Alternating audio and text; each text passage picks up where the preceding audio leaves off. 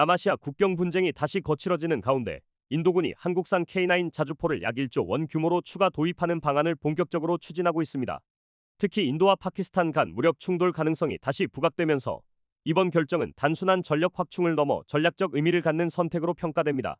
오늘은 인도가 왜 다시 K9을 선택했는지, 그리고 그 배경에 놓인 지역 안보 상황까지 함께 살펴보겠습니다.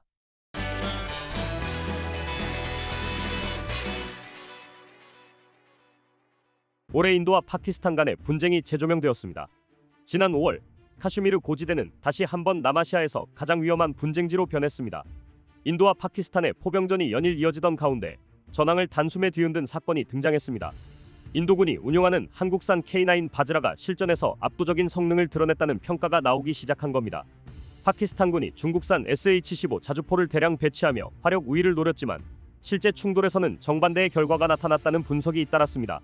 분쟁 초기 파키스탄은 SH-15 자주포를 40문 이상 전방에 배치해 지형을 장악하려 했습니다. SH-15는 중국이 최근 수출에 힘을 주고 있는 155mm 52구경 자주포로 최대 50km를 넘나드는 장거리 사격 능력과 기동성을 장점으로 내세워왔습니다. 파키스탄군은 이 장비가 인도의 방어선을 압박할 핵심 전력이 될 것으로 기대했지만 고지대 지형과 실질적 사격 통제 성능이라는 현실적 제한은 현장에서 빠르게 드러났습니다. 일부 전문 매체는 SH-15의 사격 정확도가 예정된 목표에서 벗어나거나 반응 속도가 더뎠다는 현지 증언을 전하며 파키스탄군 내부에서도 기대치 대비 만족도가 낮았다는 평가가 있었다고 보도했습니다. 반면 인도군의 K9 바즈라는 이보다 훨씬 안정적으로 움직였습니다. 이미 국경 충돌이 잦은 카슈미르 환경에 맞춰 개량된 현지형 모델은 고속 연사 능력, 표적 제획득 속도, 디지털 사격 통제 시스템 등에서 매끄러운 운용성을 보여왔습니다. 특히 내비게이션과 관성항법 시스템의 조합은 복잡한 산악 지형에서도 오차를 최소화했는데 이 부분이 SH-15와의 실전 성능 차이를 극적으로 만들어낸 요소라는 분석이 이어졌습니다. 이 과정에서 일부 외신은 더 놀라운 내용을 언급했습니다. 교전에 투입된 소수의 K9 바즈라가 파키스탄군이 전개한 SH-15 다수를 짧은 시간 안에 제압한 것으로 보인다는 보도였습니다. 몇몇 매체는 자체 입수한 교신 기록과 위성사진을 근거로 전술적 우세가 아니라 완전히 다른 급의 전력 차이가 드러난 순간이었다고 평가하기도 했습니다. 다만 이러한 전과 수치는 아직 어느 쪽 군도 공식적으로 확인하지 않았고 전황이 혼란스러운 국면에서 나온 분석이라는 점 역시 동시에 언급됐습니다. 그럼에도 불구하고 다수의 외신이 공통적으로 강조한 한 가지 명제는 분명했습니다. 실제 실전 환경에서 K9 바즈라가 SH-15보다 월등했으며 특히 첫 교전에 대응한 속도와 정확도가 압도적이었다는 점입니다. 이후 인도 언론들은 SH-15가 재원만 화려할 뿐 카슈미르와 같은 고산 지대에서 안정성이 크게 떨어진다는 전문가 분석을 잇따라 내놨습니다. 포신 안정화 문제, 디지털 사격 통제의 반응 속도, 산악 기동 중 타겟팅 정확도 등 실제 운용에서 드러난 약점이 연이어 지적되며 SH-15에 대한 회의적 시각이 확산됐습니다. 반면 인도군 내부에서는 K9 바즈라에 대한 평가가 급격히 높아졌습니다. 이미 2017년 첫 도입 후 현지 생산 90문까지 안정적으로 배치된 K9은 이전 국지 충돌에서도 성능을 증명했지만 이번 카슈미르 전투는 그 위상을 완전히 굳혀버린 장면이었다는 평가가 이어졌습니다. 전투 결과가 알려진 뒤 군사 전문가들이 공통적으로 지적한 부분은 이번 대치가 단순히 잘 쐈다, 못 쐈다 수준의 문제가 아니라 K9과 SH-15가 본질적으로 다른 세대의 시스템이라는 사실이 명확히 드러난 장면이었다는 점입니다. K9은 기본 설계부터가 고강도 전면전 환경을 염두에 둔 궤도형 자주포입니다. 47톤대 무게와 강력한 파워팩을 토대로 산악 사막 진흙 지대에서도 일관된 기동력을 유지하도록 만들어졌습니다. 특히 인도가 운용하는 바즈라 모델은 현지 기후와 지형에 맞춰 냉각 시스템, 서스펜션, 방진 구조까지 모두 최적화되어 있어 고열의 사막 지대에서도 연속 사격이 가능하다는 평가를 받습니다. 반면 SH-15는 차륜형 플랫폼으로 제작돼 도로 기반 신속 이동에는 유리하지만 고지대나 울퉁불퉁한 산악 능선에서는 안정된 포신 유지가 어렵고 하중 분산이 제한적이어서 전천 후 기동력에서는 차이가 존재합니다. 사격 능력에서도 그 격차는 뚜렷하게 나타납니다. K9은 분당 6에서 8발의 발사 속도를 기본으로 하며 필요시 급속 사격 모드를 통해 초반 15초 동안 3발을 동시에 목표 지점에 떨어뜨리는 MRSI 전술이 가능합니다. 즉 혼자서도 포병 중대 규모의 화력을 단번에 쏟아부을 수 있는 셈입니다. 반면 SH-15는 분당 4발에서 6발 수준에 머물며 플랫폼 특성상 고속 연사 시 반동 제어가 제한적이고 포신 안정화 시간이 더 필요하다는 지적이 외신을 통해 제기된 바 있습니다. K9의 디지털 사격 통제 체계도 SH-15와 비교되는 핵심 우위 요소입니다. K9 바즈라는 레이더, 무인기, 관측 장비로부터 전달되는 실시간 좌표를 자동으로 처리하는 고급 FCS를 탑재하고 있어 명령이 떨어지면 수초 단위로 사격 데이터를 연산해 즉시 사격에 들어갈 수 있습니다. 일부 군사 매체는 K9의 시스템이 사실상 소규모 네트워크 포병부대처럼 움직인다고 평가하기도 했습니다. 반면 SH-15는 네트워크 통신 및 데이터 처리 능력이 상대적으로 제한적이어서 빠르게 변화하는 표적 상황에서 즉시 전환 사격이 어렵고 연속적인 전술 조율에서도 한계가 있었다고 지적됐습니다. 또한 K9의 포신 내구도와 연속 사격 유지 능력은 이미 여러 분쟁에서 검증된 영역입니다. 2019년 카슈미르 국경 충돌에서도 K9은 높은 명중률과 재장전 속도로 주목받았는데 당시 인도군은 극한 지형에서도 K9이 안정적으로 화력을 지속하며 전장에서 살아남는 생존성을 보여줬다고 평가했습니다. 궤도형 플랫폼 특유의 장갑 보호력과 내부 안전 장치도 포병전에서 결정적인 차이를 만들어내는 요소입니다. SH-15가 차륜형 구조 특성상 상대적으로 장갑 방어가 약하고 근접 타격이나 파편 피해에 더 취약하다는 점 역시 여러 외신 분석에서 반복적으로 언급돼 왔습니다. 여기에 유지보수 측면에서도 큰 차이가 있습니다. K9은 인도 현지 생산 체계가 이미 구축돼 있어 정비 부품 수급이 신속한 반면 SH-15는 파키스탄이 전적으로 중국 공급망에 의존하는 구조입니다. 실제로 일부 외신은 SH-15 배치 초기부터 탄약 호환 문제, 정비 인력 부족, 시스템 초기화 오류 등 운영상 불편함이 드러났다고 전하기도 했습니다. 교전에서 나타난 K9의 우위는 단순한 화력 격차가 아니라 기동 연사, 정확도, 생존성, 지휘 통제, 정비성까지 전 영역에서 격차가 축적된 결과였습니다. 인도가 이번 충돌을 계기로 K9 추가 도입을 검토하는 이유도 바로 여기에 있습니다. K9은 단순한 자주포가 아니라 현대식 포병전의 기준을 다시 정의하는 검증된 전력으로 자리 잡았기 때문입니다.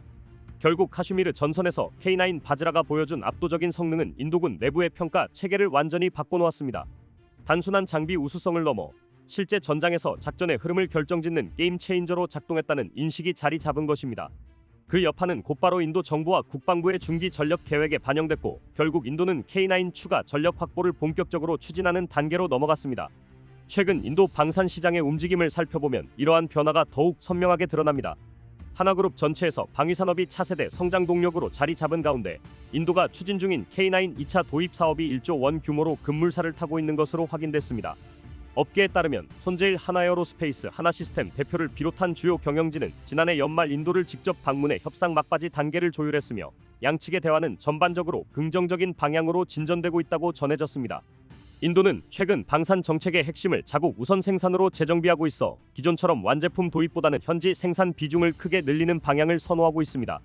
이 때문에 협상이 길어지고 있지만 오히려 하나에어로스페이스 입장에서는 장기적으로 더 안정적인 시장 기반을 확보할 수 있는 구조가 형성되는 셈입니다. 실제로 인도는 첫 번째 물량이었던 100문을 성공적으로 도입한 뒤 만족도가 상당히 높았으며 이번 2차 도입 또한 1차와 비슷한 규모가 될 것으로 관측됩니다. 계약 규모는 약 1조 원, 사실상 2차 K9 도입 사업이 현실화된 단계에 들어선 것입니다. 더 중요한 점은 인도 방산 시장 자체의 성장 속도입니다. 현재 약 170억 달러 규모인 시장이 향후 5년 안에 250억 달러까지 확대될 것으로 전망되는데 이는 세계 주요 방산 기업들이 인도 시장을 반드시 선점해야 하는 이유이기도 합니다. 만약 하나가 이번 수주를 성공적으로 성사시킨다면 단순한 추가 판매 이상의 의미를 갖습니다. 인도의 장기 포병 현대화 사업, 현지 생산 라인 확장, 그리고 주변국 사업까지 연결되는 전략적 교두보를 확보하게 되는 것이기 때문입니다. 카슈미르 실전에서 증명된 K9의 성능과 인도군의 높은 신뢰도가 이번 2차 대형 계약을 사실상 결정지은 셈이며 이번 수주가 성사될 경우 인도는 아시아 최대 K9 운용국이 되고 한국 방산은 또 하나의 10년짜리 시장을 확보하는 결과를 얻게 됩니다. 남아시아의 군비 균형은 이번 K9 추가 도입 논의로 또 한 번 크게 흔들리게 됐습니다. 인도는 실전에서 이미 검증된 한국산 K9을 통해 포병 전력을 한 단계 더 끌어올리는 셈입니다. 결과적으로 두 나라 사이의 화력 격차는 앞으로 더 벌어질 가능성이 높아졌고 이는 카슈미르를 포함한 국경지대의 힘의 균형을 인도 쪽으로 기울게 만드는 결정적 요인이 되고 있습니다. 실제로 한국산 포병 전력은 많은 국가와 대륙의 군사적 힘을 완전히 뒤집고 있습니다. 거기에는 유럽도 포함되는데요. 유럽 전역이 놀란 폴란드의 결단에 대한 11월 18일 영상 보여드리겠습니다. 폴란드 국방의 중심에 대한민국 K2 전차와 K9 자주포가 우뚝 섰습니다.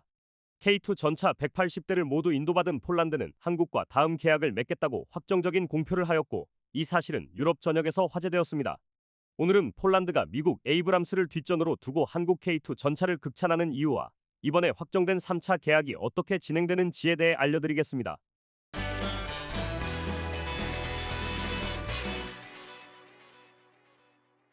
폴란드가 한국산 무기를 들여오는 속도가 거칠게 치솟으면서 유럽 전역에서 K방산의 존재감이 더는 무시할 수 없는 수준으로 올라섰습니다.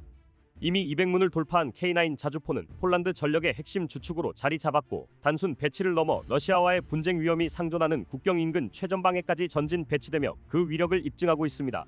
17일 현대글로비스는 하나에어로스페이스의 K9 자주포 21문과 현대로템의 K2 전차 20대를 폴란드 그단스크항에 안전하게 인도했다고 발표했습니다. 폴란드 국방부 역시 같은 날 K9 21문이 토론 인근 부대에 실전 배치됐다 고 공개하며 한국산 무기 도입이 단순 계약이 아닌 실제 전력화 단계로 빠르게 넘어가고 있음을 시사했습니다. 2021년 이후 폴란드는 유럽에서 전례 없는 속도로 재무장을 추진하기 시작했습니다. 폴란드 1차 계약분 180대 납기가 끝나자 유럽 각국에서는 어떻게 이렇게 빠를 수 있냐며 화제가 되었는데요. 현재까지 폴란드가 들여온 K9은 200문을 넘었고 2026년까지 212문, 2027년까지 무려 364문을 배치하겠다는 계획도 공식화된 상태입니다. 여기에 2022년에서 2023년 양국이 체결한 약 7조 2,700억 원 규모의 장기 도입 계약은 폴란드가 향후 몇 년간 한국산 무기를 군 현대화의 중심축으로 삼겠다는 의지를 그대로 보여줍니다. 육상 전력뿐만이 아닙니다. K2 전차 360대, FA50PL 48대, 천무 다연장 로켓까지 한국산 무기가 줄줄이 유럽으로 들어가며 사실상 폴란드판 K방산 풀패키지가 구성되고 있습니다. 특히 K2 360대 도입은 단일 국가 기준 유럽 최대값에 해당하는 규모로 유럽 내부에서도 충격과 경계가 동시에 나오고 있습니다. FA50PL은 폴란드 공군의 노후 미그29를 완전히 밀어내며 차세대 주력으로 자리 잡고 있습니다. 지난 9월 진행된 나토 합동훈련 어텀 파이어 25에서는 한국산 무기가 유럽 군사 관계자들 앞에서 실력을 그대로 드러냈습니다. 천무는 연속 타격으로 표적을 쓸어버렸고 K9은 속도, 정확도, 화력 3박자가 완벽히 맞아떨어지는 실사격으로 현장 분위기를 압도했습니다. 이는 폴란드가 이미 한국산 장비를 실전 배치해 운용 가능한 단계까지 끌어올렸다는 의미이기도 합니다. 폴란드는 한국 무기를 도입하는 데서 멈추지 않고 자국 방산 생태계까지 한국 플랫폼 중심으로 재편하고 있습니다. K9에 사용되는 155mm 포탄을 대량 생산하는 공장 확장 프로젝트가 가동 중인데 현재 생산량의 5배까지 끌어올리는 계획이 이미 추진되고 있습니다.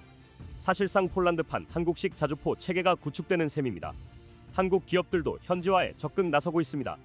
하나에어로스페이스는 폴란드 WB그룹과 천무 유도탄 합작 생산을 추진 중이고 현대로템은 K2PL 현지 생산 비중을 확대하고 있습니다. 카이 역시 FA50의 현지 부품 생산 및 정비 체계를 구축하며 폴란드 항공산업과 직접적으로 연결되고 있습니다.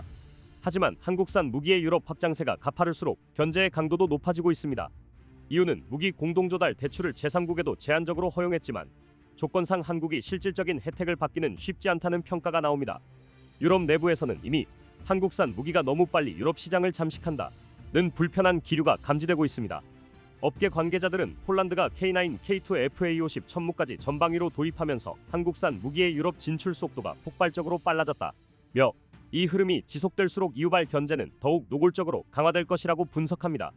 하지만 서유럽 국가인 독일, 프랑스의 견제가 심해지는 것과는 달리 몇몇 유럽 국가는 한국산 무기를 도입하지 않은 것에 대해 후회하는 눈치입니다. 특히 노르웨이는 2023년 54대 레오파르트2 신형 전차 구매를 결정했습니다. 하지만 아직까지 이 전차는 단 한 대도 인도되지 않았고 첫 인도 시점이 2026년으로 미뤄졌습니다. 2026년부터 2030년까지 단계적으로 인도가 이루어진다는 것이죠. 한국은 단 3년 만에 폴란드에 180대의 전차를 납품했지만 노르웨이는 54대의 전차를 구매 후 8년은 지나야 모두 받을 수 있는 것입니다. 하지만 이마저도 불투명합니다. 유럽의 무기 인도는 인도되는 중 최소 2년에서 3년은 미뤄지기 일쑤이기 때문입니다. 이런 상황으로 인해 노르웨이는 한국산 전차를 최종 선택하지 않은 것에 대해 후회하는 눈치인데요. 최근 노르웨이에서 한국에게 태도를 돌변하였습니다. 노르웨이가 최근 돌연히 K2 전차의 대량 구매 의사를 드러내면서 그간 유지해 온 신중한 태도가 완전히 뒤집혔다는 평가가 나오고 있습니다. 과거까지만 해도 노르웨이 군사 관계자들과 일부 전문가들은 K2에 대해 회의적인 시선을 보내며 혹한기 성능이 검증되지 않았다, 유럽의 전통 전차와 비교하면 신뢰도가 떨어진다는 의견을 공공연히 내놓았기 때문입니다. 레오파르트이나 에이브럼스를 기준점으로 삼던 노르웨이는 나토 표준과 자국의 엄격한 방산 기준을 이유로 한국산 플랫폼을 배제해왔습니다. 그러나 상황은 완전히 달라졌습니다. 노르웨이 측 평가단이 직접 참여한 각종 실전 테스트와 국제 공동훈련, 시범 운용 결과에서 K2가 혹한 환경에서 예상 밖의 기동성과 생존성을 보여주자 내부 인식이 급격히 바뀌기 시작한 것입니다.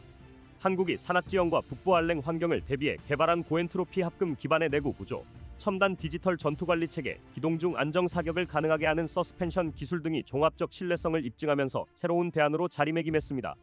특히 노르웨이가 강하게 우려했던 부분은 바로 혹한기 운용 능력이었는데 K2는 북유럽 기후 조건에서도 엔진 변속기 센서 사격 시스템이 모두 문제없이 작동하며 기존 선입견을 정면으로 깨뜨렸습니다. 경량화 전략에 기반한 뛰어난 기동력, 전자 광학 센서와 AI 기반 지휘 통제 체계의 결합은 노르웨이군의 전투 효율 평가에서 높은 점수를 획득했습니다. 여기에 K2의 또 하나의 강점으로 꼽히는 스파이럴 업그레이드 체계가 노르웨이의 전략과도 맞아떨어졌습니다. 하드웨어 완제품 중심의 유럽식 개발 방식과 달리 K2는 소프트웨어 기반 무장 센서 네트워크 통합 능력을 지속적으로 끌어올리는 구조로 설계돼 전장 변화에 능동적으로 대응할 수 있습니다. 대한민국 방산 산업이 ADD 하나 현대로템을 중심으로 전투기 무인기 유도무기와 연동되는 통합 전장 네트워크를 구축한 점도 노르웨이 측에서 매우 높게 평가한 부분입니다. 이번 입장 변화는 단순히 K2를 선택했다는 차원을 넘어 노르웨이의 국가 전략과 북유럽 이후 나토의 방산 재편 흐름에까지 영향을 미치는 상징적 사건입니다. 북미 유럽 연합전력의 상호 운용성이 필수인 상황에서 기술 기반 업그레이드 기반 현지화 기반의 한국형 무기 체계는 안정적이면서도 유연한 선택지로 떠오르고 있습니다. 더 나아가 한국이 제공하는 기술 이전, 라이선스 생산, 현지 협력 모델은 노르웨이의 방산 자립 강화와 산업 생태계 확장에도 실질적 도움을 줄 수 있어 장기적 파트너십 효과까지 예상됩니다. 이미 K2는 폴란드, 노르웨이, 중동 등 각 지역에서 차세대 전차 플랫폼으로 주목받고 있으며 이번 노르웨이의 선회는 한국산 첨단 무기 체계가 글로벌 시장에서 확고한 지위를 확보해가는 중요한 이정표로 평가되고 있습니다. 노르웨이가 끝내 K2를 선택한 이유는 단 하나입니다. 선입견이 아니라 실제 성능과 신뢰도가 전장을 움직인다는 사실을 확인했기 때문입니다. 특히 노르웨이 방산 관계자가 K2 전차 전량 구매를 희망한 것은 과거 경계심을 뛰어넘을 정도로 한국산 무기 체계에 대한 글로벌 신뢰가 생겼다는 의미입니다. 유럽뿐 아니라 남미, 중동 국가들까지도 한국산 K2에 집중하고 있습니다. 이는 폴란드가 받은 빠른 납기와 최근 폴란드에서 진행한 훈련 때문인데요. 폴란드는 시험 훈련을 진행하던 12월까지 계속 가을비가 내려 지형이 완전히 진창으로 변하는 라스푸티차 상황에 놓여 있었습니다. 이 시기에는 전차 장갑차의 야지 기동성이 크게 떨어져 정상적인 운용이 어려웠기 때문에 보통은 훈련 자체가 제한되는 경우가 많았습니다. 그러나 180대 규모의 K2 전차가 도착한 이후 진행된 이번 라스푸티차 훈련은 오히려 활기와 역동성이 느껴질 정도로 강도 높은 모습이었습니다. 최근 폴란드에서는 20년 만에 K2 전차 중심의 대규모 집중훈련이 실시됐고 진창으로 변한 평원에서 수십 대의 K2가 질주하며 사격훈련을 펼치는 장면이 포착됐습니다. 빠르고 장엄한 록 음악과 함께 공개된 영상 속 K2의 움직임은 더욱 강렬하게 느껴졌으며 K2 전차가 불을 뿜는 각각의 순간은 기수의 경험과 전차병의 본능이 결합된 결과라고 평가됐습니다. 이 밖에도 K2 전차는 폴란드 훈련 현장에서 진창에 가까운 험지에서 강도 높은 가동을 반복하고 있음에도 거의 흔들림 없는 위용을 보여주고 있습니다. 폴란드 16기계화 사단 공식 SNS에는 K2가 질퍽한 지형을 돌파하고 무릉덩이를 거침없이 헤쳐나가는 장면이 영상으로 올라왔는데 이를 두고 움직이는 현대적 시민이라고 표현하기도 했습니다.